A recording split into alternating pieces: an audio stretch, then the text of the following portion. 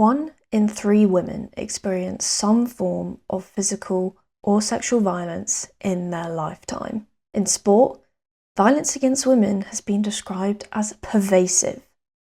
Violence against women and girls refers to any act of violence that results in or is likely to result in physical, sexual, or psychological harm or suffering to women or girls. I've been investigating the impact of violence against women in football in England, calling out how football enables and perpetuates such violence, and debunking common myths. I am determined to get to the bottom of this issue that devastates the lives of players, referees, fans, family, and journalists. I'm Evie, a journalist who has loved playing and watching sport from a young age. Welcome to my show, The Truth About Sport. This is series 1 where I'll uncover the dark side of football in England. Trigger warning, this video does include references to psychological, physical, and sexual violence. In 2024, The Athletic reported that Fulham Football Club ladies captain Ronnie Gibbons was allegedly sexually assaulted by the club's owner, Mohammed Al-Fayed, in the 2000-2001 season when she was a 20-year-old professional footballer. This came after 40 other women made claims of rape and sexual assault to the Metropolitan Police against Al-Fayed, who died in 2023. Instead of football being blamed, we often hear that sport is a microcosm of society. For example, in the Football Association's safeguarding strategy, it writes that we see wider societal issues and challenges being reflected within the football environment. And in a statement responding to demands to tackle gender-based violence, the FA and Premier League said that while they take allegations extremely seriously, violence and misogyny are societal issues. By this logic, female footballers will inevitably suffer some form of violence. This ignores how football can play a role in enabling sexual violence though. Gibbons' account illustrates this, as she alleges a power imbalance and a lack of oversight and accountability. She says captaining a fledgling women's professional team brought a huge amount of responsibility and pressure. So, blowing the whistle on the abuse wasn't an option because, quote, I would be to blame for all these women losing their jobs and Fulham ladies going down the pan. She adds that Al-Fayed, the billionaire club owner, had knowledge of her family, which she believes could be used against her if she'd spoke out. And at the end, she says it was, quote, nonsense that Fulham protected the players. It could be argued that power imbalances, a lack of transparency and accountability exist in football today. Power imbalances can be seen in the way men's football hoards the game's resources and money. Women's teams are dependent on men's clubs through loans and investments. Male players are paid vastly more money than female players, and women remain underrepresented in coaching and leadership roles.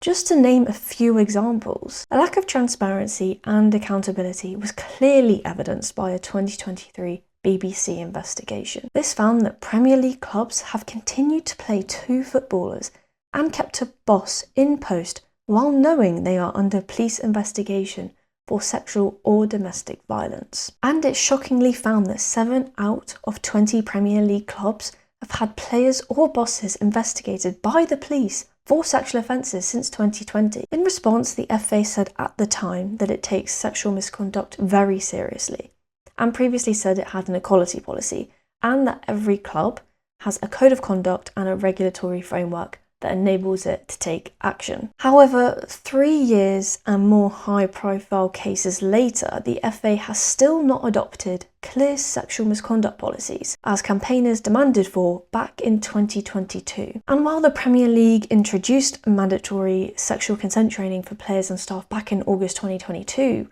gender justice experts said in 2025 that they still have no idea what is being taught on it because the league has failed to consult them on its development and refused to share its content. It leaves me wondering, why does football still see gender-based violence as a societal issue when it bears some blame? And is that perception doing harm to female footballers? Those in charge on the pitch aren't immune to abuse either. Women football referees in amateur and semi-professional men's football have been subject to sexist language, abuse, and threatening behaviour. For example, referee Sarah was told to get back in the kitchen where you belong by a spectator who disagreed with her decision. Referee Ellie was wolf whistled at by male players and asked for her number. And when Ellie was 16 years old and assisting an under-18s game, 3 spectators sat behind her where no one else was and shouted at her for 45 minutes about her body and appearance, saying what they would do to her after the game, and described how they would rape her. And these are not isolated incidents, as a study 2 years prior on female coaches and referees found violent and sexual threats too. However, can football take any blame for this abuse, especially a problem found across most male-dominated sports? To find some answers, the paper's authors turned to French philosopher and theorist Foucault, whose writing on how power operates in society has strongly influenced the social sciences. Through his ideas, we can see female referees were othered in the football environment, meaning they were seen as outsiders or inferior, and male referees seen as the norm. For Foucault, othering occurs because of scientific classification and dividing practices. For example, in football, there is the scientific claim that women are physiologically inferior to men.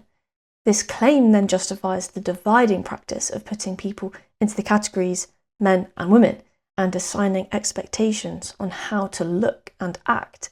For example, in football, this scientific claim justified the sport being created by men for men only, and also justified the enforcement of expectations to appear masculine and cultivate behaviours like aggression, competitiveness, and dominance.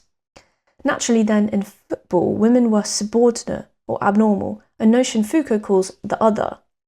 However, such scientific classification and dividing practices became the dominant discourse, meaning they were widely accepted prevailing ideas about ways of talking about football. Now, female referees, especially those in men's football, very much go against this dominant discourse.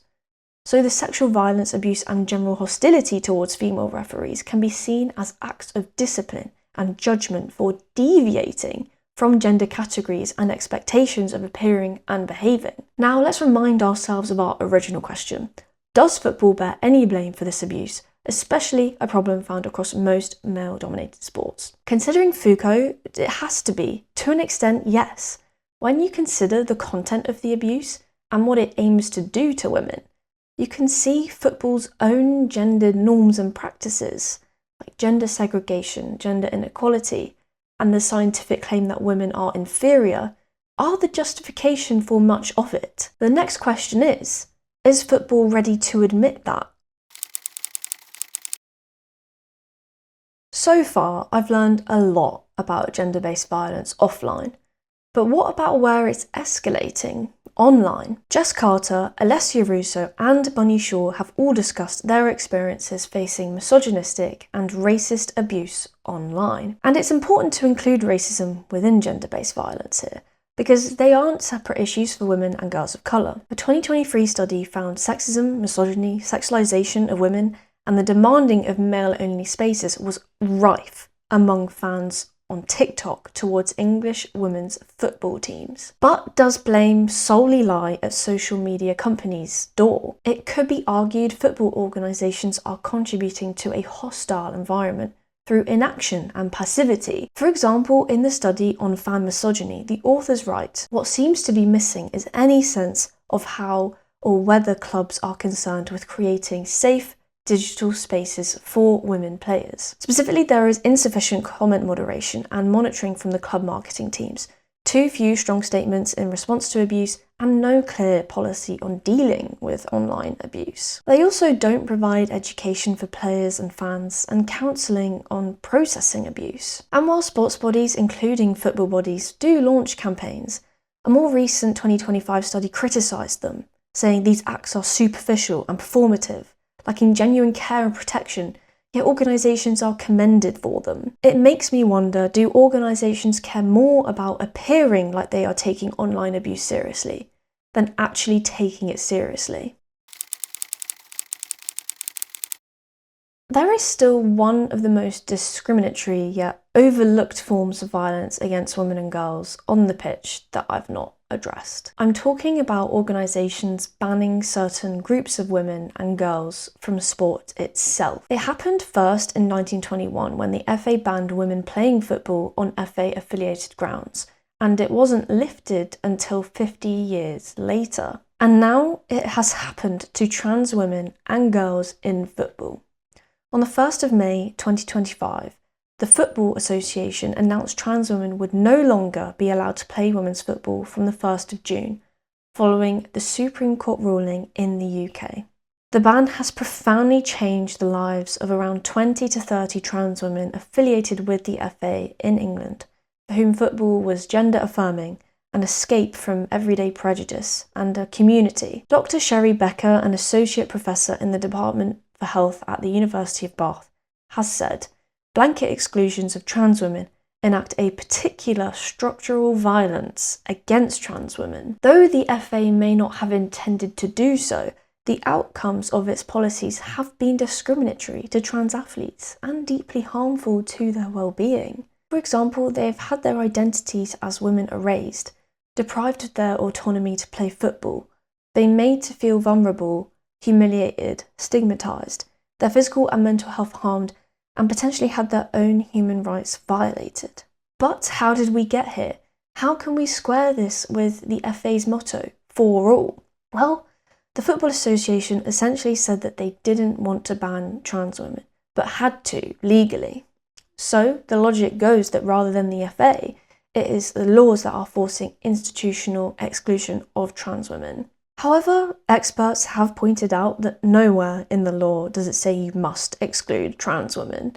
The law provides a basis on which you can't exclude, not a basis that you must exclude. Nor did the Supreme Court ruling mandate governing bodies to change their trans policies. But regardless of whether the FA was legally obliged to act, it's worth recognising criticisms that the FA's policies were creating a hostile environment for trans women and girls before the ban. Dr. Ben Colliver, senior lecturer in criminology at Birmingham City University, argued that although the FA claims to be committed to making football for all, the FA's policies created significant barriers to trans participation and contributed to trans exclusion. For instance, according to the FA's policy on trans people in football in 2014, trans people had to tell administrators they were trans, essentially requiring them to out themselves, then meet certain hormone level requirements, which creates a culture of pressure for trans people to conform to gender norms and alter their bodies in ways that might not be possible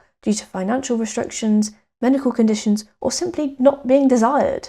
After that, they had to submit proof of blood tests, which is an invasion of personal privacy.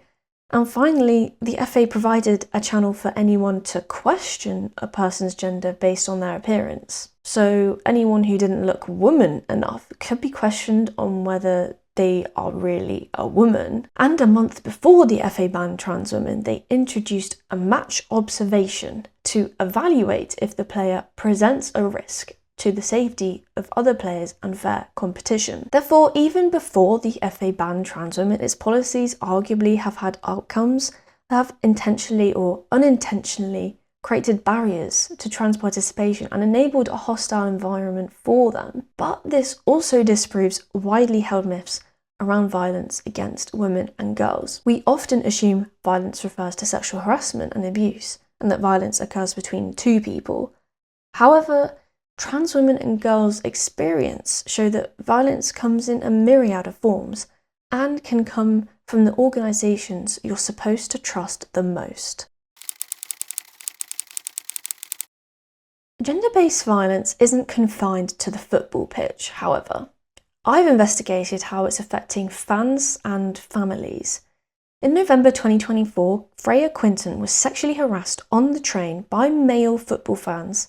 And in January 2025, she was the target of misogynistic comments and trolling after a mirror selfie of her in a Watford football shirt was shared without her permission. In September 2024, Tottenham supporter Eve de Haan was sexually assaulted on the London Tube after Spurs versus Brentford. And Eve and Freya are not alone. Anti-discrimination charity Kick It Out found that 52% of 1,502 female football fans surveyed had experienced sexist behaviour or language on match days, and 85% had never reported such abuse on the grounds that they did not believe they would be taken seriously. But we often hear that it's not all men, right? It's a few rotten apples that give the rest good-hearted men a bad name. However, Professor Stacey Pope found that openly misogynistic attitudes dominate among UK men's football fandoms. Many of the survey's 1,950 respondents saw women's sport as inferior and women's fans and players as invading the traditionally male-only space of football. It's no surprise then that we are still seeing experiences like Eve and Freya at matches. Of course, not all men commit crime against women and girls, but the not all men response unhelpfully frames how men feel they are perceived as more important than challenging harm to women and girls. And all the surrounding male football fans could have helped stop these crimes from happening if they wanted to. Men could have intervened when Eve and Freya were facing abuse. What do you remember from the Qatar Men's World Cup? There's a high chance you'll remember this. Women's Aid ran a campaign after England's second group game, and it went viral. 1.6 million face domestic abuse, which results in one woman's murder by her partner every 4 days. But during major sporting events, domestic abuse surges by up to 38%.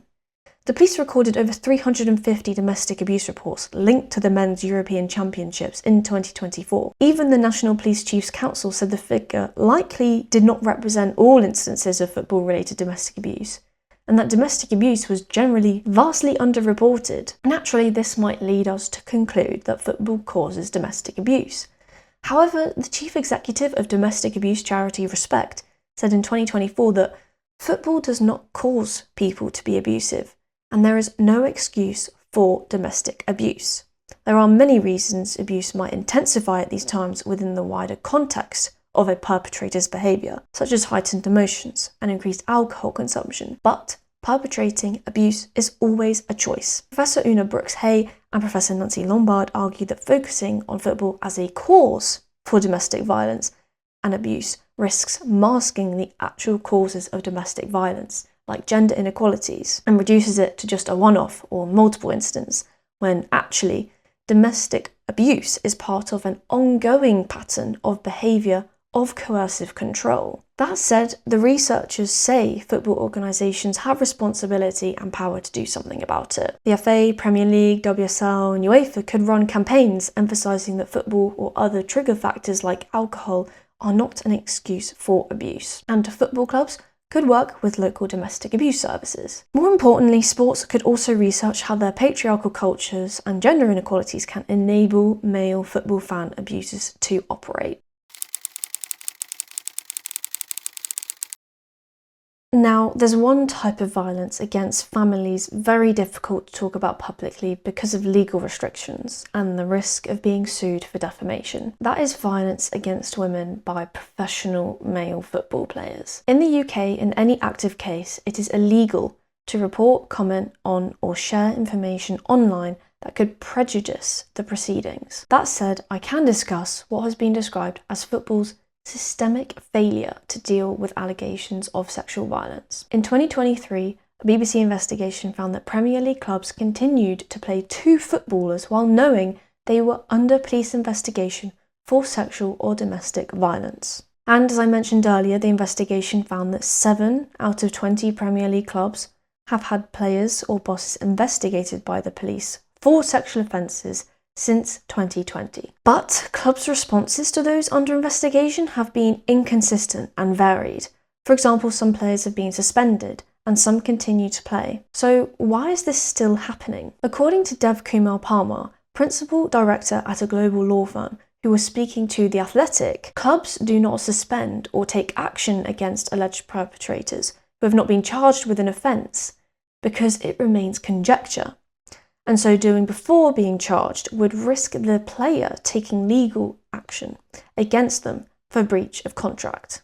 But as the journalist Matt Slater writes, behaving legally and behaving morally are not the same thing. Dino Nocciavelli, a sexual abuse lawyer, points out that if a lawyer was under investigation for an offence as serious as rape, he would be suspended, as would a doctor, teacher, and many other professions. And having no suspensions inflicts its own form of trauma for survivors, as it implies that they are not credible or lying, and reinforces the myth that false allegations are common. Side note, a man in the UK is 230 times more likely to be raped himself than falsely accused of rape. And the vast majority of rapes go unreported, unrecorded, and unprosecuted. So campaigners have called for a game-wide sexual misconduct policy. These include disciplinary action ranging from suspension without pay to lifetime bans, bringing in minimum standards for tackling violent behaviour, and mandatory gender-based violence training and prevention programs for young players,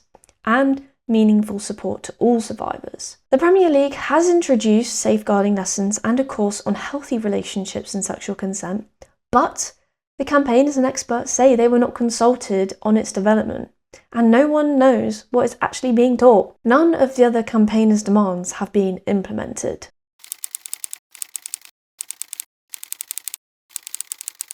For the final part of this investigation, I researched the women for whom abuse is part of the job. Women in football journalism. On the 29th of December 2020, Karen Carney was subjected to targeted online abuse, resulting in her deleting her Twitter account after 3 days.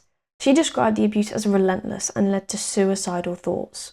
Well, what triggered this? Well, during the game, she commented that Leeds United Football Club had been promoted because of the pandemic. This comment proved to be very contentious, and the official Leeds United account felt disrespected, so posted that commentary clip with a caption to hit back at her. However, that amplified her comments to 600,000 followers, and an analysis of the abuse shows it involved ridiculing, humiliation, belittling, and overt sexism, such as telling her to go back to the kitchen and questioning her football knowledge because she was a woman, and criticising her physical appearance. The research shows that Leeds United's tweet triggered all this abuse by suggesting she was incompetent at her job. The club condemned the abuse and deleted the tweet, but never apologised. Now, Karen Carney has bravely continued working in men's football, but high-profile broadcaster Claire Balding said that she refuses to cover men's football because of the vile abuse on social media. Former England striker, now pundit, Eni Aluko, was subject to online abuse that left her fearing for her safety and frightened to leave her home as a result of Joey Barton's social media posts. And former England footballer turned pundit Farah Williams has spoken out about sexist and homophobic abuse she has suffered online, saying she's been told to get back in the kitchen and told that she knows nothing about the game. But saying it's all online would be a lie. A study on 10 women sports journalists in the UK found that as well as online abuse, women, particularly those in men's sport, are facing workplace harassment. The participants, who were given pseudonyms to protect their identities, described sexist banter, sexual innuendos, unprofessional private messages, and sexual harassment. Sally described an example in the press box at a men's sport fixture. "I got to sit down in my seat, and the plug sockets are always strewn around on the floor to plug your laptop in. It's horrible." And anyway, as we're scrambling around on the floor, this guy next to me, and he's old enough to be my dad type guy, he said to me, "Oh, well, you're down there, love." Another journalist, Katie, was told to stay clear of certain journalists who have a reputation for similar comments. And Abby said she faced unwanted physical contact from a male colleague in a press box, which increased in frequency and made it hard for her to concentrate on her work. Unfortunately, we do not know what sports these journalists worked in to protect their identities, so it's hard to say how prevalent these issues are in football journalism. What is certain is that more research is needed urgently, but I'm still concerned as to why abuse remains part of the job.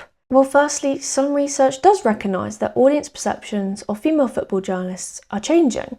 Audiences are accepting male and female journalists in print journalism and broadcasting. Social media users are supporting and defending women pundits. The media itself has been positive about the emerging women as football pundits, recognising the inequality and hierarchies the women face, advocating for women and challenging sexist trolls. And women sport journalists interviewed about workplace harassment spoke of the industry becoming more accepting. However, these positive changes can exist alongside media organisations failing women online and offline. This paper argues social media platforms must improve its content moderation with stricter guidelines and new moderation models to filter abusive content. And because many journalists require an online presence to succeed, media organisations must introduce education, training, safeguarding practices, support processes like counselling, and industry standard policies for dealing with online abuse. In the workplace, this paper notes that harassment is enabled and fueled by the unequal power dynamics of a male-dominated environment